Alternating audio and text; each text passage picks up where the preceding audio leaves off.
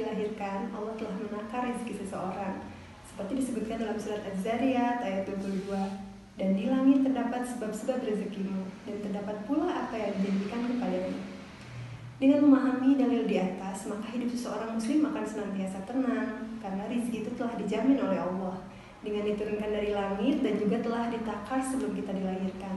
Pada intinya, rezeki seseorang itu tidak akan pernah tertukar, tapi kita sebagai manusia wajib mengusahakannya. Allah berfirman dalam surat Al-Qamar ayat 39, dan bahwa manusia hanya memperoleh apa yang telah diusahakannya.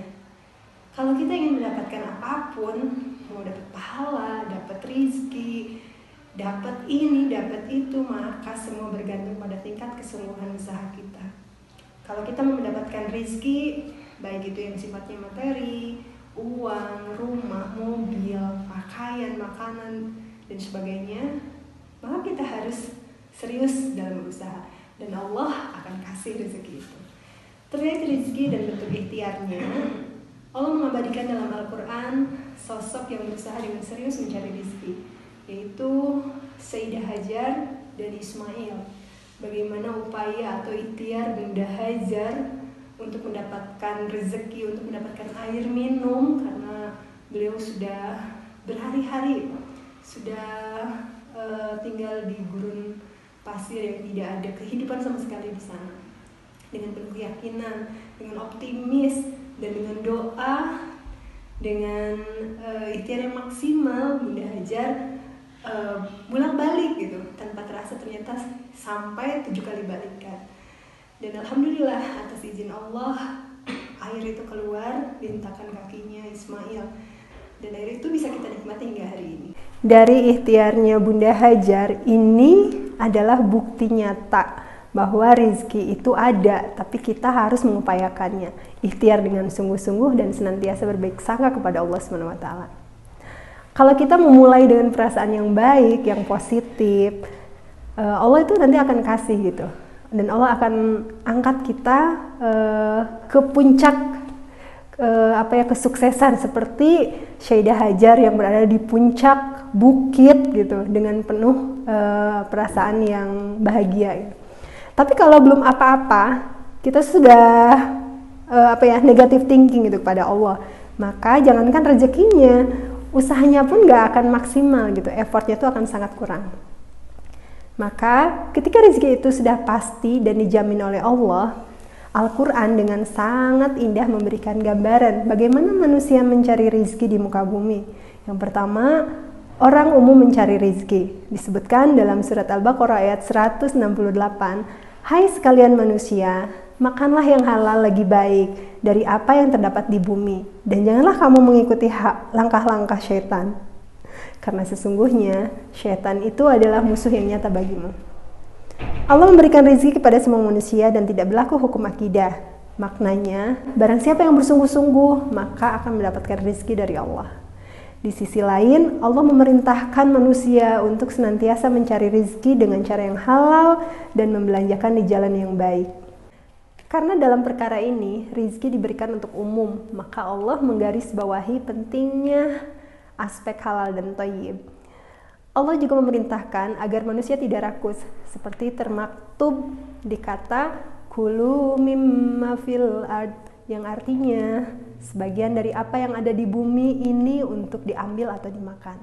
Kedua, orang beriman mencari rezeki. Disebutkan dalam surat Al-Baqarah ayat 172, "Hai orang-orang yang beriman, makanlah di antara rezeki yang baik-baik yang kami berikan kepadamu, dan bersyukurlah kepada Allah jika benar-benar kepadanya kamu menyembah." Ayat ini diperuntukkan bagi orang beriman, di mana mereka tetap diminta untuk berusaha mencari rezeki, tidak bisa kemudian berdiam diri dan mengharapkan rezeki itu datang dengan sendirinya. Hal ini karena bagi orang beriman, maka imannya itulah yang akan mendorongnya untuk senantiasa mencari rezeki dengan cara yang halal. Maka orang yang beriman yakin bahwa rezeki tidak akan pernah tertukar. Yang diambil akan dikembalikan, yang menjadi jatahnya pasti akan diberikan oleh Allah.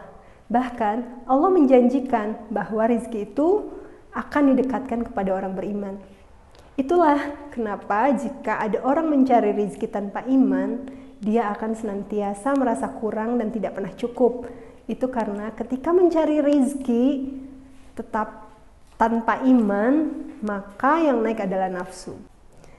Ketiga, orang beriman dan bertakwa mencari rizki. Disebutkan dalam surat Al-A'raf ayat 96, jikalau sekiranya penduduk negeri-negeri beriman dan bertakwa, pastilah kami akan melimpahkan kepada mereka berkah dari langit dan bumi. Tetapi mereka mendustakan ayat-ayat kami itu, maka kami siksa mereka disebabkan perbuatannya. Dalam ayat ini Allah berjanji dengan memberikan kepastian akan membuka pintu langit dan bumi kepada orang yang beriman dan bertakwa, mengandung makna bahwa dalam tingkatan ini Allah lah yang akan mencukupkan kebutuhan orang beriman dan bertakwa, bahkan sebelum mereka meminta. Dalam ayat ini kata halal dan thayyib dihilangkan dan diganti dengan barokat, yang mengandung makna keberkahan yang bertambah dan melimpah. Dan siapakah orang yang bertakwa itu? Mereka adalah seperti disebutkan dalam surat Al-Baqarah ayat 3 dan 4, yaitu orang yang beriman kepada yang gaib, yang mendirikan sholat dan menafkahkan sebagian rezeki yang kami anugerahkan kepada mereka, dan mereka yang beriman kepada kitab Al-Quran yang telah diturunkan kepadamu dan kitab-kitab yang telah diturunkan sebelummu, serta mereka yakin akan adanya kehidupan akhirat. Maka carilah rezeki dengan iman dan takwa, karena keberkahan akan meliputi diri dan keluarga kita. Terakhir, ketika kita telah memperoleh rezeki yang dijanjikan Allah, maka sudah selayaknya kita bersyukur, karena itu termasuk karakter orang yang beriman dan bertakwa. Dan Allah berfirman dalam surat Ibrahim ayat 7, yang artinya, dan ingatlah juga, tatkala Tuhanmu memaklumkan, sesungguhnya jika kamu bersyukur, pasti kami akan menambah nikmat kepadamu. Dan jika kamu mengingkari nikmatku, maka sesungguhnya azabku sangatlah pedih. Sahabat, rezeki sudah dijamin oleh Allah, akan tetapi kita harus mengusahakannya. Semoga di Ramadan ini kita selalu diberikan kesehatan oleh Allah Subhanahu wa taala sehingga dapat memaksimalkan ibadah kita kepadanya, dan di hari kemenangan nanti kita mampu mendapatkan derajat takwa di sisi Allah Subhanahu wa taala serta bisa berkumpul bersama keluarga tercinta. Wallahu a'lam bishawab. Assalamualaikum warahmatullahi wabarakatuh.